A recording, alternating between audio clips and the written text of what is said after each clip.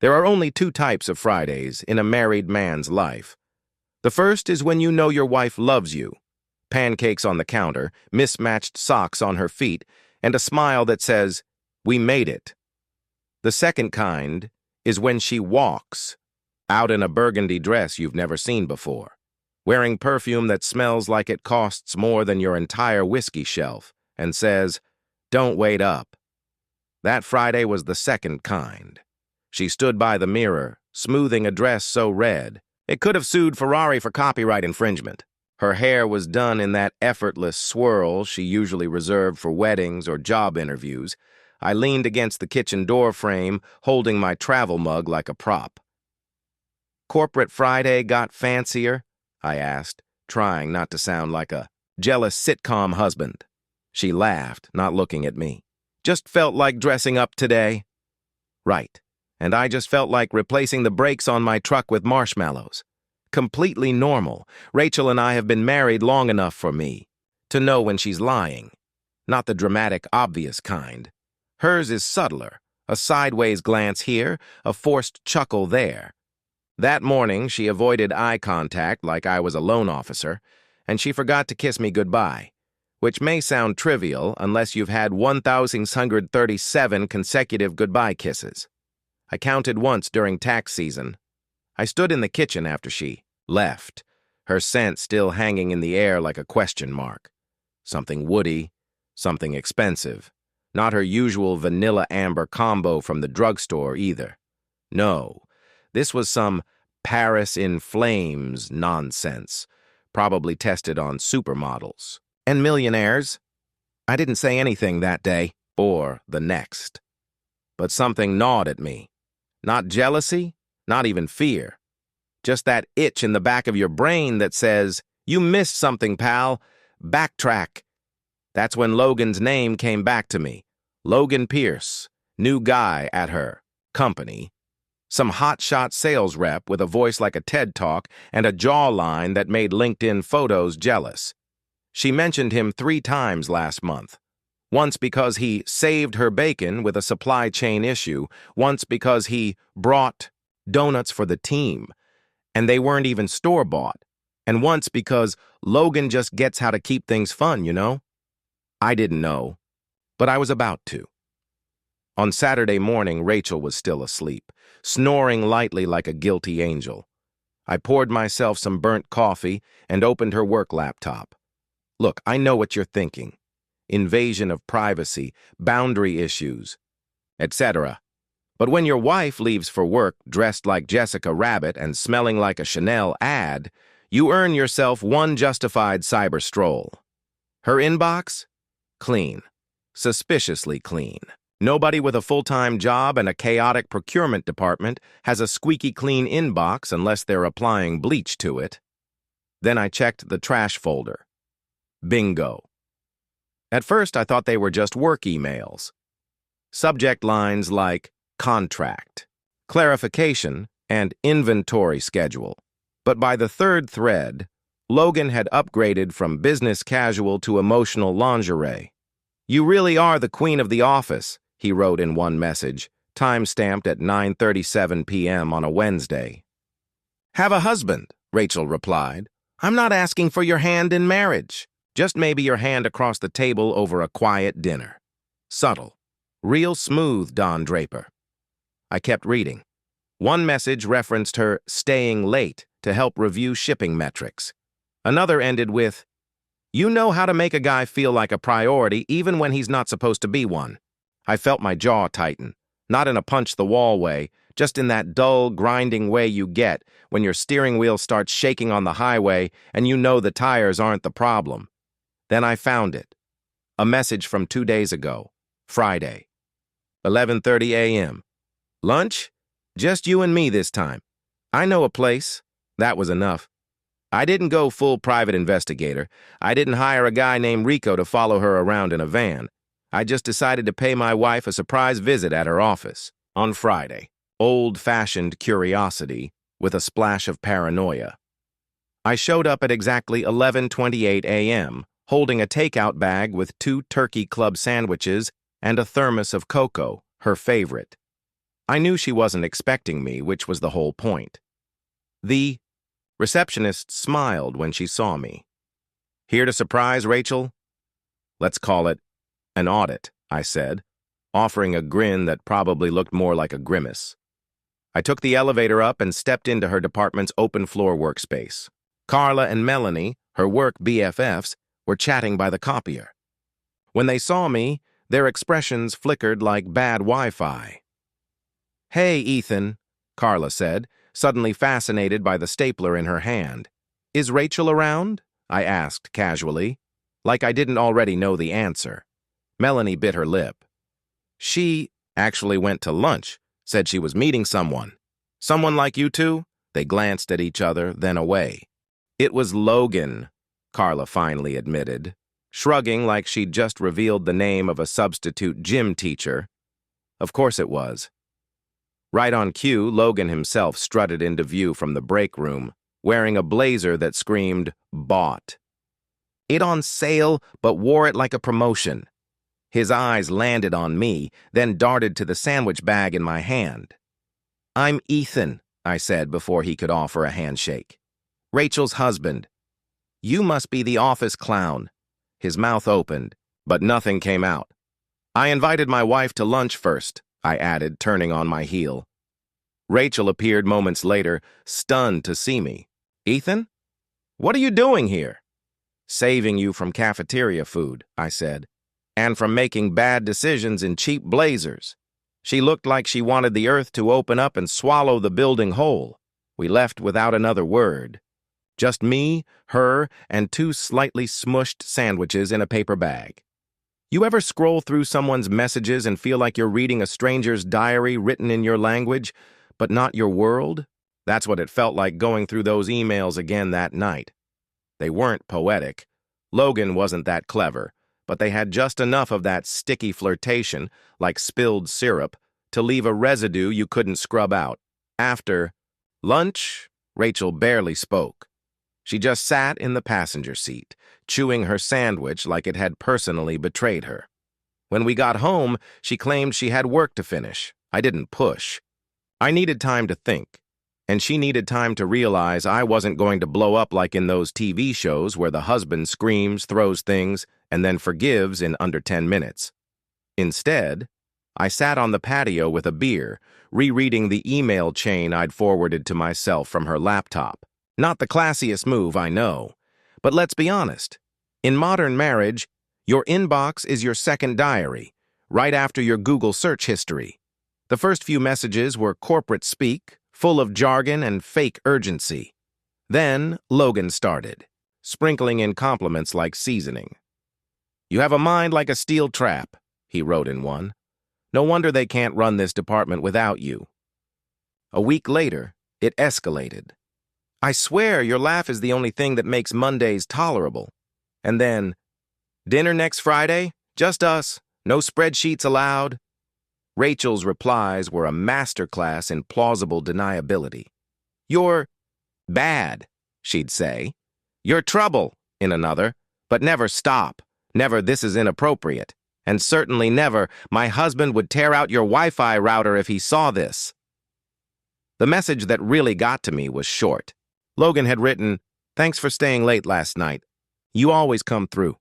One of these days I'm gonna have to repay you. Maybe over candlelight." Her reply? Haha, dangerous territory. No denial, no correction.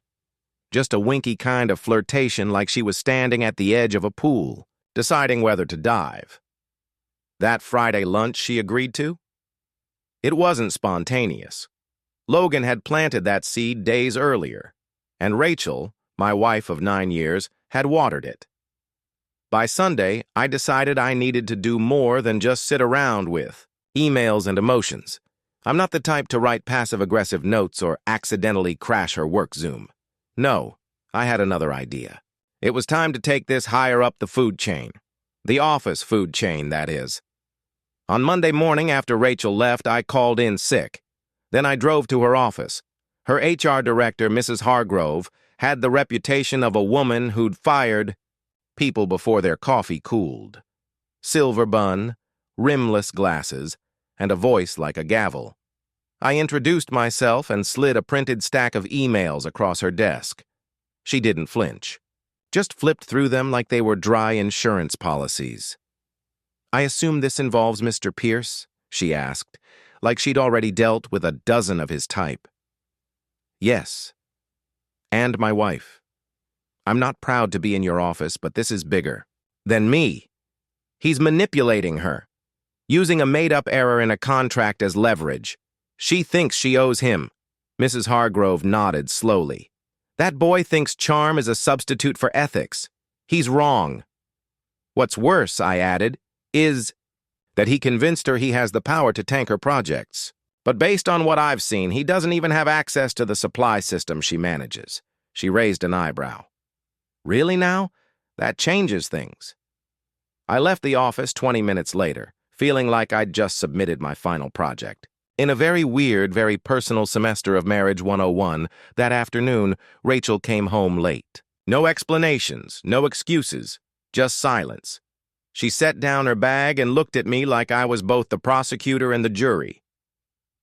"You went to my office," she said quietly. "I did."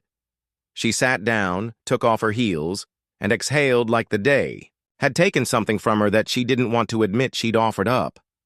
"You embarrassed me," she added. "No," I replied. "You embarrassed yourself. I just brought receipts." Her eyes watered, not the big sobbing kind, just the slow, stingy kind that's smart. "I didn't do anything. Nothing physical happened. I just got caught up." "Caught up?" I said. "Rachel, this guy was grooming you like a con man at a luxury timeshare seminar, and you packed the dress." She said nothing. I continued. "Look, I don't think you're evil, but I do think you let someone talk to you in a way that only I should. And that stings more than anything else." That night, Mrs. Hargrove emailed me. Subject line: "Update. She had investigated Logan's access privileges. Turns out the guy didn't have the authority to edit or approve any contracts related to Rachel's department. The error he mentioned was a fabrication, a pressure point he created to make her feel indebted." The next day, Logan was called into HR.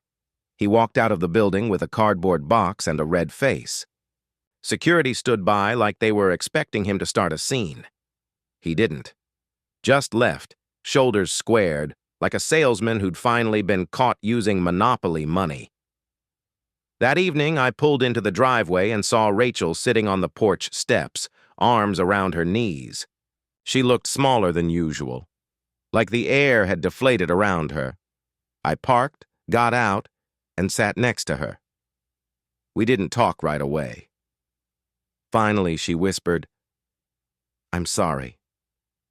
I stared out at the quiet street, the neighbors' Halloween decorations, still tangled in their bushes from last year. "I haven't decided yet," I said. Then we sat in silence, side by side, with a little more honesty between us than there had been in weeks. There's a moment in every marriage where one sandwich can change everything. Ours happened on a bench in the park, 2 days after the Logan incident, as I'd started calling it in my head. I had packed the same sandwiches from last time, turkey clubs with that ridiculous honey mustard she likes, and a thermos of cocoa that I stirred with the kind of focus usually reserved for bomb defusal or IKEA furniture assembly. Rachel showed, up wearing jeans and a hoodie, a far cry from that burgundy dress. No makeup, hair tied back.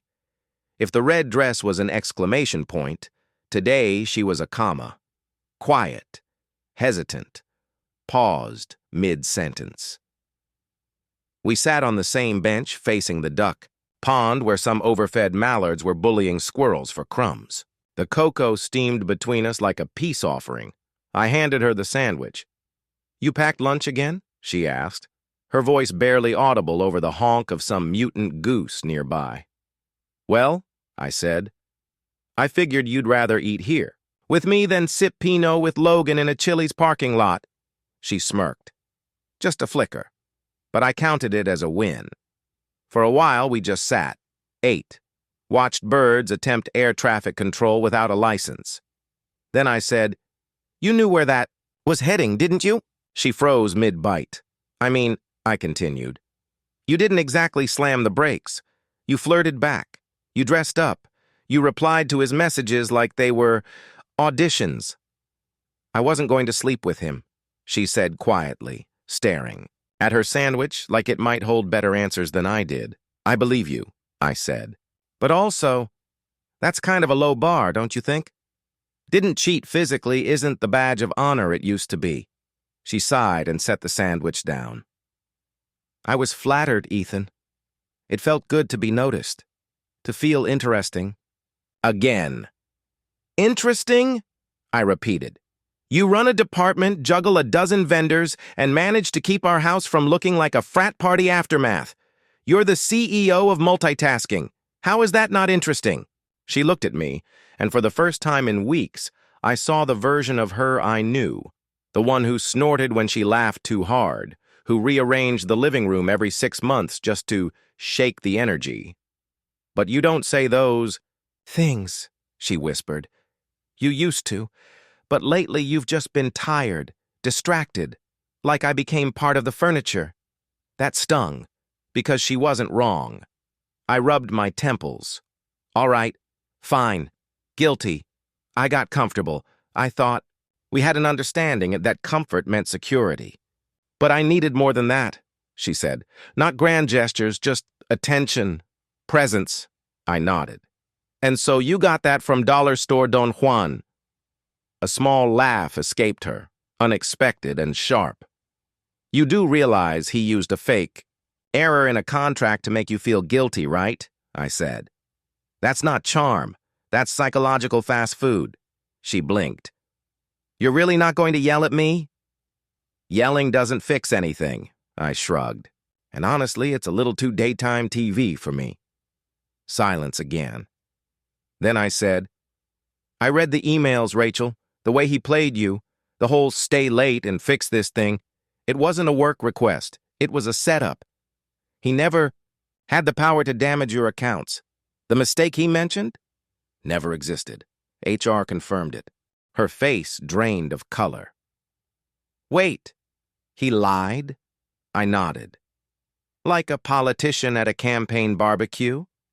She closed her eyes as if trying to rewind the last 2 weeks in her head. "I really thought I was being helpful," she muttered. "You were being groomed," I corrected, "by a guy who probably keeps a toothbrush in his glove box and calls it preparedness." That night, I returned to Mrs. Hargrove's office with the full email chain printed out like a report to the Senate. She didn't waste time. Within hours, Logan was called in, and not long after he was walking out with a cardboard box and that specific look men get when they've just realized their charm has a shelf life. Security escorted him, just in case he tried something dramatic, like speechifying or breakdancing his way out. Back at home, Rachel waited for me on the front steps. She was barefoot, arms wrapped around her knees. It was one of those quiet evenings where the whole neighborhood felt paused, like the world knew it was a moment we needed to ourselves. I sat next to her. "I told HR everything," she said, "even the stuff I didn't want to admit." "I know," I replied. "Hargrove emailed me. You came clean." She looked down. "Do you still want to be here?" "I haven't moved," I said. "That's got to count for something." She smiled, barely, then added, "I'm sorry." "I know. I should have shut him down." "Yep. I should have told you sooner." I turned to her. "Rachel, I've been your husband through worse than a half-baked office affair that never even made it to the bake. But I need you to understand something. This isn't about Logan. It's about why you thought I wouldn't notice. Why you thought I wouldn't care." She nodded, tears on her cheeks now, silent. "I haven't decided yet," I said again. She leaned her head on my shoulder. And for a few minutes we just listened to the hum of streetlights, the creak of porch wood, and the low murmur of two people trying to remember how to be close again. Some stories end with a bang. Others fade out, quietly, like the last note of a piano in an empty room. Ours ended in a parking lot, somewhere between a bad soap opera and a YouTube fail compilation, with a sandwich guy, a bruised ego, and one very unfortunate wrist injury. After Logan got fired, I expected it to be over. The emails stopped. The tension dropped. Even the cocoa started tasting like cocoa again. But I've worked in logistics long enough to know things that are done often just mean someone didn't finish the paperwork. And Logan, he wasn't done. Rachel started getting calls from an unknown number. No voicemails. Just missed calls. Then one night she swore someone was watching her from a black sedan in the office lot. I didn't want to jump to conclusions. Maybe it was just a weird Uber driver waiting for someone named Ashley. But after the third time, I called Officer Grant. Grant and I played softball together years ago. Good guy, thick mustache, takes his job seriously, especially when there's a chance to hit someone with a nightstick without filing too much paperwork. Just keep an eye out, I told him. Nothing crazy, but I've got a bad feeling. He nodded like he'd been waiting for an excuse to babysit a parking lot with a cup of gas station coffee and an attitude. The next night it happened. Rachel was walking to her car, the far end of the lot, under a flickering lamp that made everything look like a scene from a low-budget crime show. She unlocked the door and was about to get in when Logan stepped out from behind a row of trucks, looking like the final boss of a very sad video game. "You set me up," he hissed. Rachel froze. "You let your husband dig around. You made me look like a creep." "You didn't need help with that," she said, surprisingly calm. "Don't act like you weren't into it," he spat. "You wanted the attention." That's when he grabbed her arm, and that's when Officer Grant, in full retired action hero mode, stepped out from the shadows and barked, "Let go of the lady, Romeo." Logan turned. Too slow. And Grant moved like he'd been waiting all week for cardio. A blur of movement, a scuffle, and one very satisfying crack of baton against ego. By the time I got there, Logan was in cuffs, shouting about how this isn't over, which I've learned is exactly the kind of thing you say when it absolutely is. Rachel was shaken, but unhurt. Grant offered her a tissue and one of those, "You okay?" nods. Only cops can do without speaking. Back home, we didn't talk much. Ordered pizza. Sat on the couch like people who weren't sure if they were roommates or rebuilding something more. It wasn't romantic. It wasn't tragic. It was real. She looked at me halfway through her third slice. "Are we okay?" "I don't know," I said honestly. "I think we're on the on-ramp to okay, but the highway's still under construction." She didn't argue, just nodded and handed me the last breadstick like it was a peace treaty. A few days later, something unexpected happened. We were going through our shared inbox. Yes, shared, because that was one of the new rules. No more digital secrets. When a new email pinged in, the subject line read, "From one wife to another." It was from Monica Pierce, Logan's wife, yeah. Turns out the Prince of Parking Lot drama had a queen at home the whole time. Rachel clicked it open, and we read it together, sentence by sentence, like a weird bedtime story written in a parallel universe. "Hi, Rachel. I hope this doesn't feel invasive. I got your email from Logan's contact list before he changed the passwords. I just wanted to say thank you. I always suspected he had someone at work, but I never had proof, just a parade of hunches and shampoo bottles I didn't recognize. What you did, even if it wasn't perfect, gave me clarity and closure. P.S. Tell your husband. He did the right thing. If mine had half his spine, maybe our story would have turned out differently. I hope you can save what you've got. It looks like it's worth saving." We stared at the screen in silence. Then I read it out loud, just to hear how it sounded, in the air. Rachel didn't cry, didn't speak. She just looked at me, eyes tired but clearer than they'd been in months, and whispered, "Can we start again?" And for the first time in a long time, I smiled. Not forced, not guarded, just smiled. Yeah, I said. But we're changing the locks on the inbox first. She laughed. A real one. With the snort. Later that night, I made cocoa. We didn't talk about the emails or Logan or the parking lot brawl that might have made a decent TikTok. Instead, we talked about a trip we never took to New Orleans. About redoing the kitchen backsplash. About stupid movies we used to quote in bed. It wasn't a new beginning. Not really. Just a continuation, finally back on track. Because sometimes marriages don't get big finales. No swelling music. No magical forgiveness.